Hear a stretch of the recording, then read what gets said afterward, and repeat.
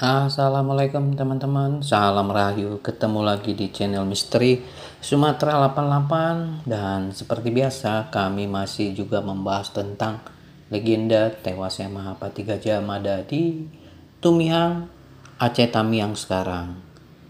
Oke teman-teman, cerita ini memang sangat panjang karena ini kan dibuat dari hasil observasi yang panjang sekali selama 9 tahun. Banyak pihak yang terlibat di sini. Next time kami akan kasih tahu siapa-siapa aja, tapi kita ingin mengajak teman-teman bahwa tragedi tewasnya Gajah Mada di Tumihang itu akibat sebuah tragedi yang besar, seorang panglima dari sebuah kerajaan besar, dan yang dihadapinya juga adalah kerajaan-kerajaan tangguh, yaitu negeri Haru yang terdapat di dalam Sumpah Palapa.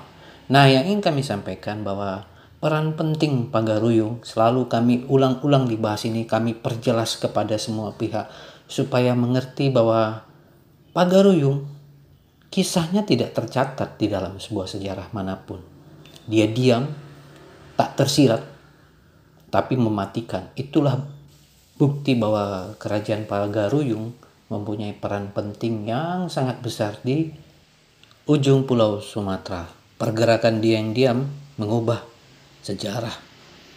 Nah, untuk itulah kami ingin memberikan edisi khusus di episode ke-38 dengan judul Pagaruyung tidak menghunus pedang untuk melawan Majapahit, tapi juga tak membuka gerbang untuk mendukung ekspedisi militer ke Haru. Dalam diamnya, ia mengubah arah sejarah, bukan dengan perlawanan, tapi dengan ketidakhadiran. Nah, teman-teman, kalau bisa di episode ini sebelum mendengar ini, apalagi yang baru masuk di episode ini, kalau bisa ngikuti dari seri pertama, minimal di atas 27 ya, supaya mengerti cerita ini ya.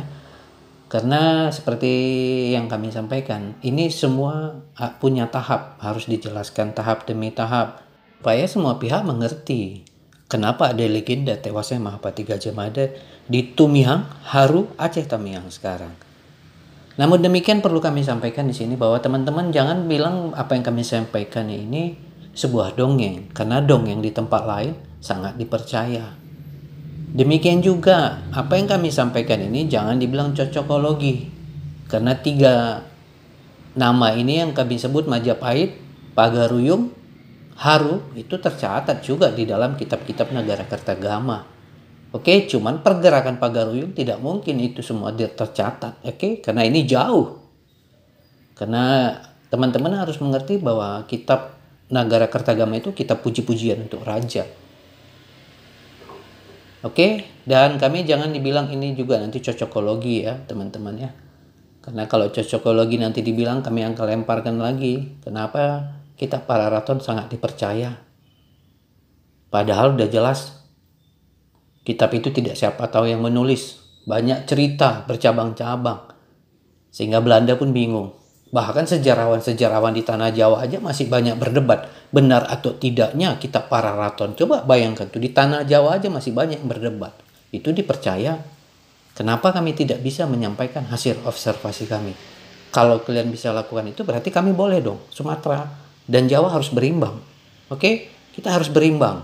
Itu maksud kami. Jadi kita akan sampaikan ini dengan baik. Negeri kita Indonesia ini harus ada keseimbangan. Baru mantap.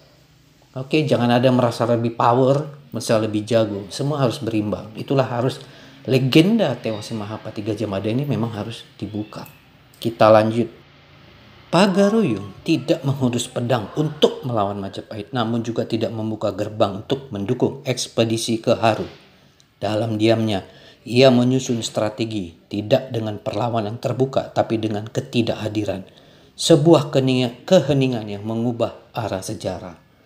Ingat, Aditya Warman adalah orang penting di Majapahit dahulu kala. Dan dia hasil didikan petinggi-petinggi kerajaan Majapahit. Jauh sebelum ada Gajah Mada muncul. Ingat, Aditya Warman adalah keluarga besar dari kerajaan Majapahit. Ingat ya, jauh sebelum muncul Gajah Mada, Aditya Warman udah tidur dan makan di keraton Majapahit. Ingat tuh baik-baik ya. Pagaruyung tidak menghunus pedang untuk melawan Majapahit. Oke? Ketika armada Majapahit menyusuri pesisir timur Sumatera, mengejar bayang-bayang kekuasaan dan kejayaan atas tanah Haru, Pagaruyung tetap di punggung barat yang sunyi. Ia menyimak, tidak bereaksi. Tidak karena lemah, tapi karena tahu tidak semua suara harus dijawab dengan teriakan. Dengan tidak hadir, Pagaruyung menyatakan kedaulatannya. Ia menolak menjadi bagian dari mimpi besar yang tak lahir dari tanahnya sendiri. Seperti akar yang tumbuh dalam senyap, ia memilih jalan sendiri. Perlahan, tak terlihat namun bertahan jauh lebih lama dari gemuruh pasukan yang lewat. Hingga pasukan itu tiba di Haru. Haru menjadi medan laga, negeri tua di muara Sungai Dili. Itu tak hanya kaya akan rempah dan perniagaan, tapi juga tanah perbatasan di mana kekuasaan sering datang bukan untuk memahami, tapi untuk menguasai. Majapahit mengirim armada, Aceh kelak akan mengirim ulama dan senjata, tapi Haru, ia tetap Haru. Sebuah tanah yang berkali-kali diserbu, namun tak pernah benar-benar tunduk karena tanah yang lama bermeditasi dalam sunyi. Lalu bagaimana bertahan meski tubuhnya dilukai sejarah? Di balik benteng-benteng kayu dan rawa-rawa yang menutup rapatnya jalan, Haru menyembunyikan lebih dari sekedar pasukan. Ia menyembunyikan memori perlawanan yang tidak ditulis oleh kitab-kitab di Jawa ataupun hikayat-hikayat Melayu, bahkan di negeri Minangkabau. Memori tentang negeri yang tak bisa ditaklukkan sepenuhnya karena ia tidak pernah menyerahkan dirinya. Negeri Haru menyembunyikan memori perlawanan yang tidak ditulis dalam kitab Jawa ataupun hikayat-hikayat Melayu. Memori tentang negeri yang tidak bisa ditaklukkan sepenuhnya karena ia tidak pernah menyerahkan dirinya. Haru bukanlah kisah kemenangan atau kekalahan. Ia adalah jejak dari tanah yang tak ingin tersaingi dalam kebesaran, tapi juga tak sudi dilupakan. Seperti kabut yang menyelimuti lembah-lembah Deli, lembah-lembah Besitang, lembah-lembah di Aru-Barumun, ia hadir. Kadang terlihat, kadang senyap, namun tak pernah benar-benar pergi. Dan mungkin disitulah kekuatannya dalam tercatatan, dalam sunyi yang menolak untuk dibentuk oleh narasi kekuasaan. Dalam tanah yang tahu dirinya lebih tua dari kerajaan-kerajaan yang datang dan pergi. Namun sejarah yang tampak bukanlah keseluruhan cerita, karena di balik keteguhan Haru berdirilah bayangan Pagaruyung, bukan dengan pedang, bukan dengan prajurit, tapi dengan doa, dengan restu, dengan kehadiran yang kasat mata. Pagaruyung tidak turun tangan, tapi juga tidak membiarkan Haru sendirian. Ia menjaga dari kejauhan, menyumbangkan kekuatan yang tidak tercatat dalam prasasti ataupun lontar, kekuatan batin, kekuatan hubungan darah dan tanah Haru dan Minangkabau. Maka bertahanlah Haru, karena ia tahu ada mata yang mengawasi dari barat, mata yang tidak memerintah tapi memahami, dan kadang itulah bantuan terbesar. Tidak menguasai, tapi membiarkan sebuah tanah mempertahankan dirinya. Maka bertahanlah Haru, karena ia tahu ada mata yang mengawasi dari barat. Mata yang tidak memerintah, tapi memahami, dan kadang itulah bantuan terbesar. Tidak menguasai, tapi membiarkan.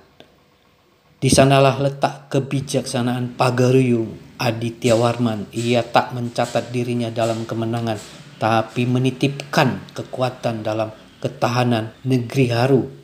Dan hari ini saat banyak wilayah dipaksa untuk memilih tunduk atau melawan, ramai atau lenyap, kita diingatkan kembali pada jalan ketiga. Jalan yang tak selalu tercatat tapi terus hidup. Jalan memahami dari jauh, jalan menjaga tanpa menjajah.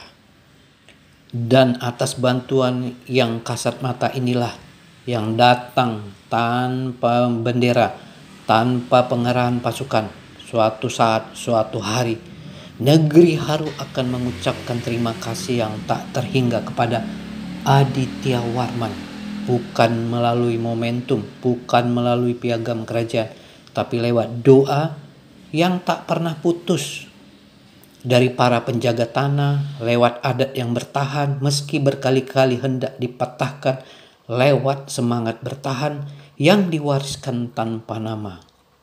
Karena dalam sejarah yang sejati, tak semuanya besar harus terlihat dan tak semua bantuan harus diumumkan. Ada yang cukup dikenang dalam hening, tapi hidup selama negeri ini masih berdiri. Teman-teman, di dalam catatan Summa Oriental Tommy Pires, kisah ini akan ada kami angkat tersirat di dalam catatan Tommy Pires tentang apa yang dilakukan Pagaruyung secara tersirat ini. Next time kami akan buka kisah itu di episode-episode berikutnya. Jangan lupa like, comment, dan subscribe. Sampai ketemu di episode berikutnya.